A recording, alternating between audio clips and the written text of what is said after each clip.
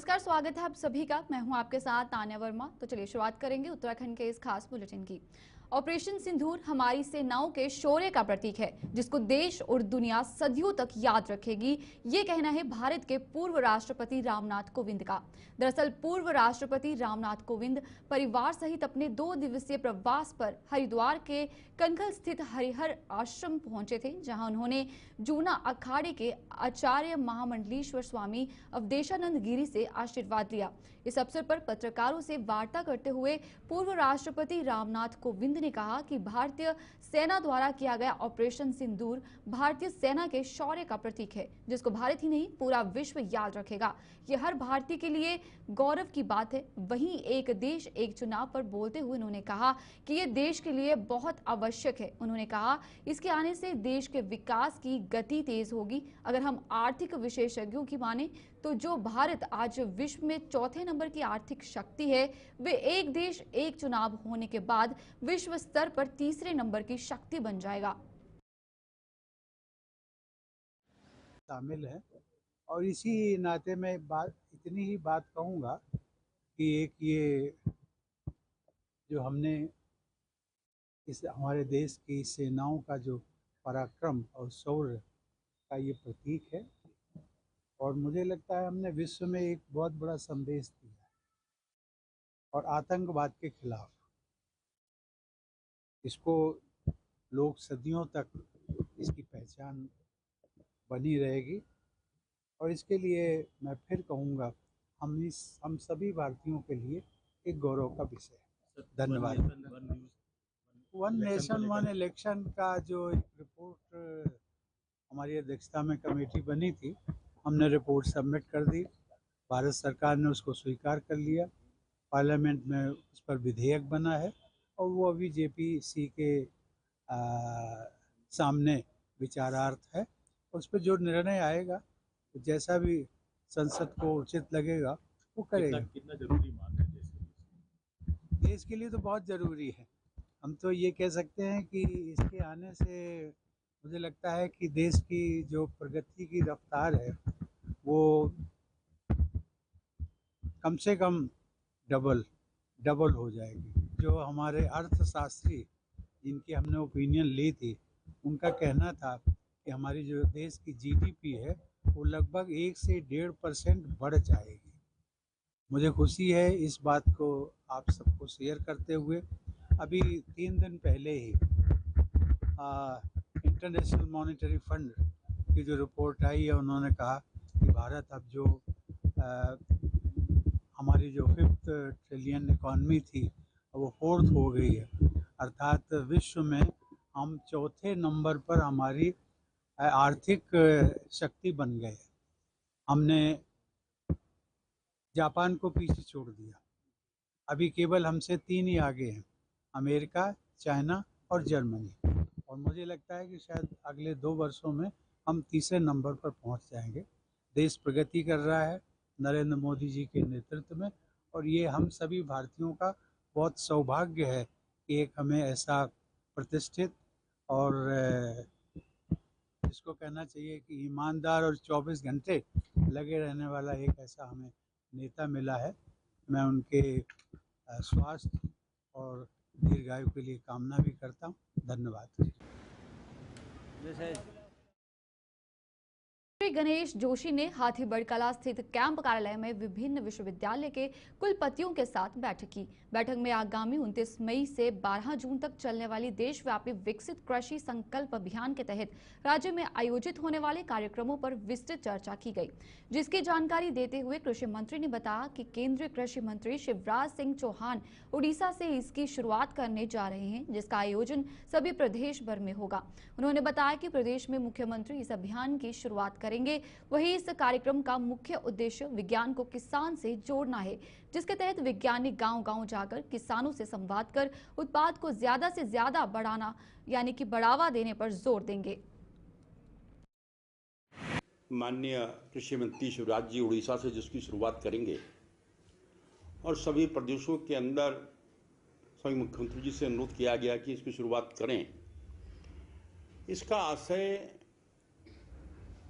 विज्ञान को साइंस से विज्ञान को जो है किसान से जोड़ना है। जब किसान विज्ञान से जुड़ेगा, पूरे जो हमारे 6000 से अगर ज़्यादा साइंटिस्ट हैं, 29 तारीख से लेकर 12 तक पूरे देश में जाएंगे। एक दिन में 2 गांवों का लक्ष्य हमने रखा है, क्योंकि हमारी भौगोलिक स्थिति थोड़ा विषम है। तो मैंने माननीय शिवराज जी से अनुरोध किया कि हमारा थोड़ा समय बढ़ाया जाए, क्योंकि कई गांव ऐसे हैं कि एक दिन में 2 नहीं संभव हो सकते। और मुझे पूरा भरोसा है जब किसान और विज्ञान एक साथ मिलकर काम करेंगे, हमारा उत्पाद बढ़ेगा, देश आत्मनिर्भर होगा, किसानों की आय दुगनी होगी। और मुझे ये बताते हुए हर्ष होता है कि राजधानी बनने के बाद हमारे प्रदेश का विकास के नाम पर इंडस्ट्रीज यहाँ पर लगी हैं, बड़ी हाउसिंग यहाँ पर बनी है, कृषि का क्षेत्रफल घटा है, लेकिन हमारा उत्पाद 3 लाख टन बढ़ा है। इस बात का संकेत है कि हम आधुनिक तकनीक का इस्तेमाल करके अपने उत्पाद को बढ़ा रहे हैं।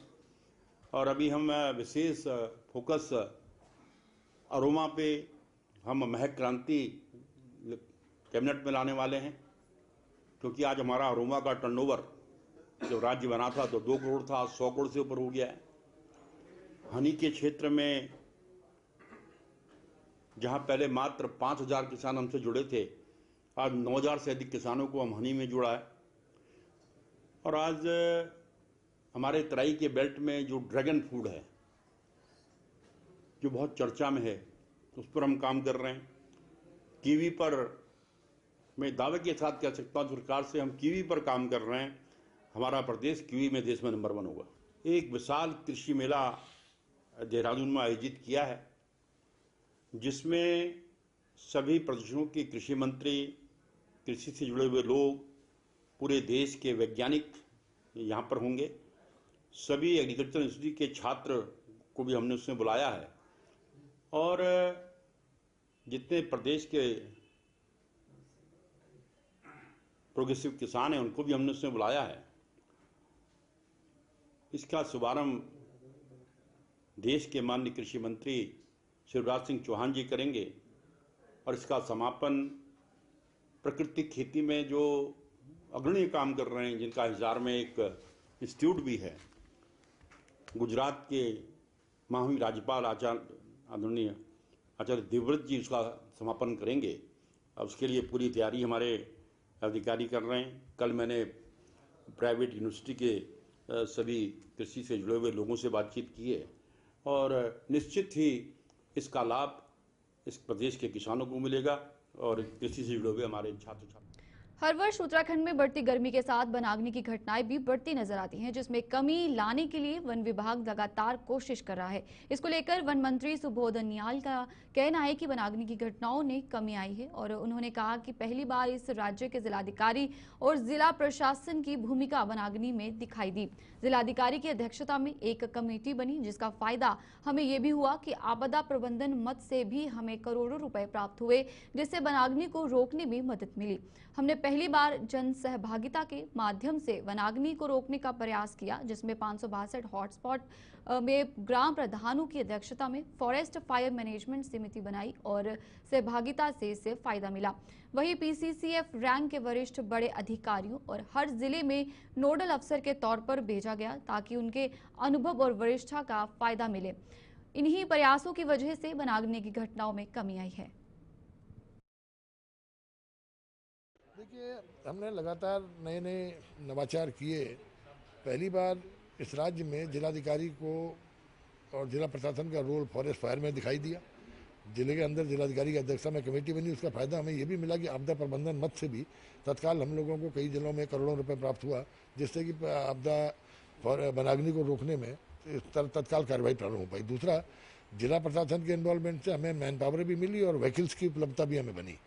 तीसरा, हम लोगों ने पहली बार ग्राम प्रधानों जन सहभागिता के माध्यम से फॉरेस्ट फायर को रोकने का प्रयास किया, जिसमें जो हमारे हॉट स्पॉट थे उनमें 572 हॉट स्पॉट में ग्राम प्रधान की अध्यक्षता में फॉरेस्ट फायर मैनेजमेंट कमेटी बनाई, जिसमें पंचायत के सरपंच, जिसमें महिला मंगल दल, जिसमें युवक मंगल दल, वन विभाग के कर्मचारी और राजस्व विभाग के कर्मचारियों को दिया गया। तो कहीं ना कहीं जन सहभागिता से भी इसमें फ़ायदा मिला है रोकने में। और इस वर्ष हमने एक और नया नवाचार किया, पीसीसीएफ रैंक के जो हमारे वरिष्ठ अधिकारी हैं सबको हर जिले में एक नोडल अफसर के रूप में भेजा, ताकि उनके अनुभव का और उनकी वरिष्ठता का फायदा मिले और सभी कर्मचारी अनुशासित होकर के उनके अनुभव से जो निर्देश मिले उससे काम कर सके। यही कारण है कि आप देखें अभी विगत वर्षों के मुकाबले अभी हम लोग बमुश्किल 25% वनाग्नि घटनाएं हुई हैं और लगातार इस पर अंकुश लगकर कमी आ रही है। नरेंद्र सिंह धामी ने प्रधानमंत्री नरेंद्र मोदी की अध्यक्षता में नई दिल्ली में आयोजित हुई मुख्यमंत्री परिषद की बैठक में उत्तराखंड में लागू समान नागरिक संहिता पर प्रस्तुतिकरण दिया। प्रस्तुतिकरण देते हुए मुख्यमंत्री धामी ने कहा कि केवल 4 माह की अवधि में समान नागरिक संहिता के अंतर्गत राज्य भर से लगभग 1.5 लाख से अधिक आवेदन प्राप्त हुए हैं। साथ ही राज्य के लगभग 98% गांव से आवेदन प्राप्त किए जा चुके हैं कि यूसीसी को जनता का भरपूर समर्थन प्राप्त हो रहा है। तो वही विपक्ष का ये कहना है कि यूसीसी उत्तराखंड के लिए हितकारी नहीं है, जिसको लेकर भाजपा प्रदेश प्रवक्ता हनी पाठक का कहना है कि विपक्ष को हर अच्छी चीज से परहेज रहा है। उत्तराखंड पहला राज्य बना है जहां यूसीसी लागू हुआ है। उन्होंने कहा कि उत्तराखंड में यूसीसी लागू करने का फैसला सराहनीय रहा, जिसे प्रदेश की जनता बखूबी अपना रही है। देखिए, विपक्ष की जहाँ तक रही बात, तो विपक्ष को हर अच्छी चीज से परहेज रहा है और ये हमारे लिए हर्ष का विषय है कि उत्तराखंड राज्य हमारा पहला राज्य बना है जो जहाँ पे यूसीसी लागू किया गया है। और विपक्ष को उत्तराखंड से ही परहेज है, मैं तो ये कहूंगी, क्योंकि 98% गांव जिस प्रकार से यूसीसी से जुड़े हैं वह यह साबित करता है कि यूसीसी लागू करना हमारे उत्तराखंड राज्य के लिए कितना ज्यादा सराहनीय रहा। और 1.5 लाख से अधिक जो आवेदन आ गए कुछ ही समय में, वह यह दर्शाते हैं कि उत्तराखंड राज्य में यूसीसी लागू करने का ये जो फैसला रहा वो बहुत ही सराहनीय रहा और यहाँ की जनता इसे बखूबी। उत्तराखंड चारधाम यात्रा के बाद आदि कैलाश और ओम पर्वत यात्रा के लिए श्रद्धालुओं का पहला दल विगत बुधवार नैनीताल जिले के हल्द्वानी से रवाना हो गया है। पहले दल में 19 श्रद्धालु हैं। इनमें 6 पर्यटक महाराष्ट्र एवं तमिलनाडु और 7 पर्यटक उत्तराखंड के हैं। भाजपा प्रवक्ता सुरेश जोशी ने कहा है कि यात्रा की सभी तैयारियां पूरी कर ली गई हैं। वहीं उन्होंने बताया कि तीर्थयात्री ज्योतिर्लिंगों में आदि कैलाश और नाभिडांग में ओम पर्वत के दर्शन करेंगे और अब तक 102 यात्रियों इस यात्रा के लिए रजिस्ट्रेशन करा चुके हैं। जो प्रधानमंत्री जी ने विगत वर्ष पिथौरागढ़ में जाकर के और विशेष करके स्वयं आदि कैलाश जाकर के, एक मैं कह सकता हूँ कि जो सनातन की एक आस्था है और जिस तरह से आध्यात्मिक रूप में सनातन को आगे बढ़ाने का जो एक विषय है सनातन के साथ, उसमें उन्होंने स्वयं आदि कैलाश के दर्शन किए, ओम पर्वत के दर्शन किए और जो एक बहुत प्राचीन हमारी शिव की जो एक के प्रति जो लोगों की आस्था है और साथ ही साथ जो है कि कैलाश मानसरोवर जो रूट है उसी रूट पे जो है कि अपना आदि कैलाश पड़ता है। तो निश्चित तौर पर प्रधानमंत्री जी जब पिथौरागढ़ गए थे तो वहाँ जाने के बाद उन्होंने जो मानसखंड की बात की थी, तब से पूरे देश के ही नहीं अपितु विदेश से भी लोग आदि कैलाश और ओम पर्वत के दर्शनों के लिए जा रहे हैं। साथ ही साथ हमारा सौभाग्य ये भी है कि जो बहुत लंबे समय से हमारी कैलाश मानसरोवर की यात्रा रुकी हुई थी, वो भी इस साल से प्रारंभ होने जा रही है और उसमें भी जो है कि सैकड़ों की संख्या में श्रद्धालु जाएंगे। कुल मिला के हम ये कह सकते हैं कि आदि कैलाश ओम पर्वत की जो यात्रा है वो देहरादून में जिलाधिकारी कार्यालय में जिलाधिकारी के निर्देश पर मुख्य विकास अधिकारी अभिनव शाह की अध्यक्षता में जनता दरबार लगाया गया, जिसकी जानकारी देते हुए सीडीओ ने बताया कि हर सोमवार की तरह इस बार ही जनता दरबार में जनता की समस्याओं को सुना गया। इस दौरान कुल 113 शिकायत प्राप्त हुई, जिनमें कुछ शिकायतों का निस्तारण उसी दौरान कर दिया गया और कुछ शिकायतों को लेकर संबंधित विभाग को जल्द से जल्द समाधान के लिए निर्देशित किया गया है। साथ ही उन्होंने बताया कि मिली शिकायतों में सबसे ज्यादा जमीन से जुड़े विवाद और नगर निगम से संबंधित शिकायत प्राप्त हुई हैं। जैसा कि आपको पता ही है, जो हम हर सोमवार को ये जनता दरबार हम लगाते हैं ताकि जितनी भी हमारे नागरिक हैं और जो देहरादून से रिलेटेड जिनकी भी शिकायतें उनका हम त्वरित तौर पर निस्तारण कर सकें। तो उसी क्रम में आज जो 113 हमारे शिकायतें प्राप्त हुई थी, तो अधिकांश का हमने कोशिश करी कि मौके पे निस्तारण हो जाए।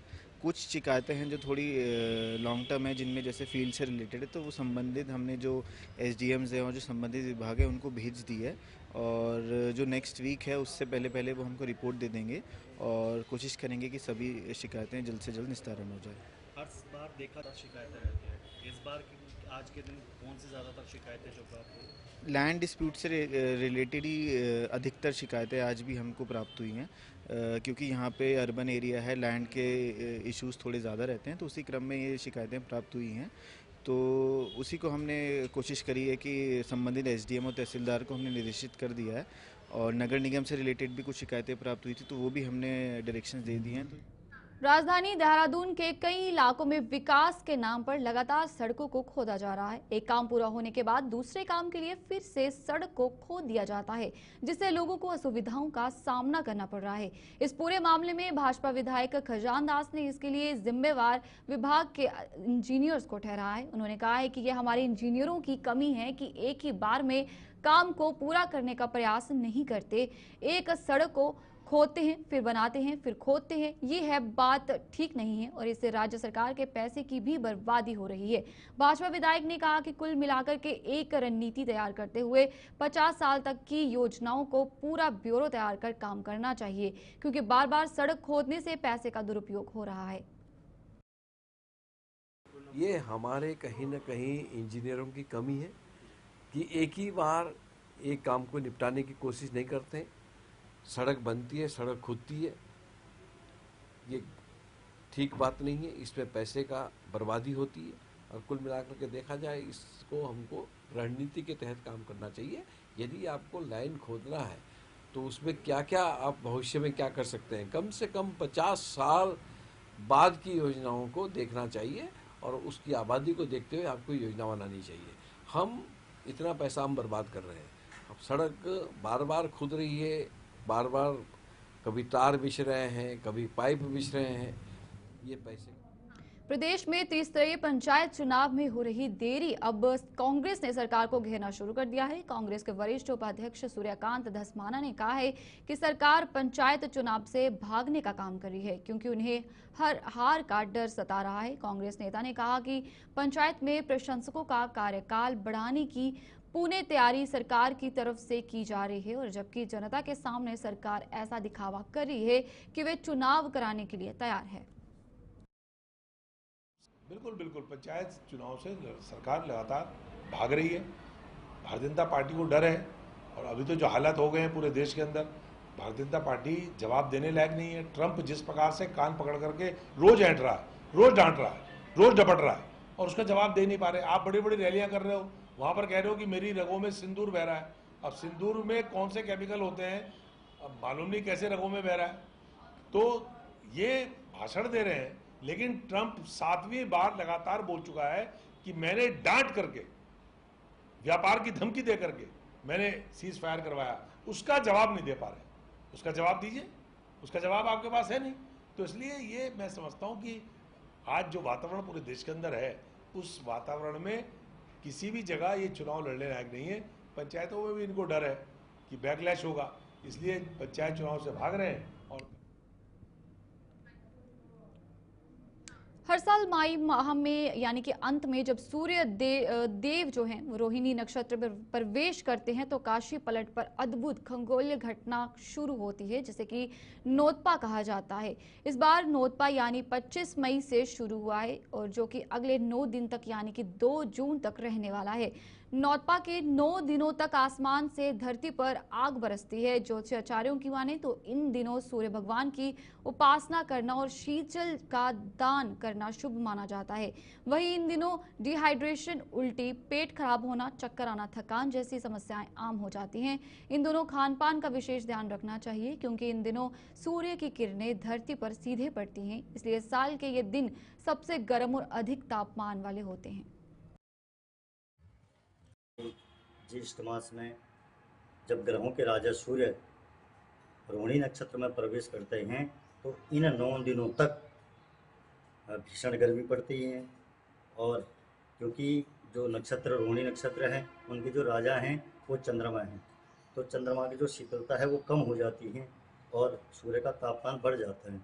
तो इस कारण से इन दिनों को नौतपा मानते हैं। 9 दिन तक ये नौतपा होते हैं।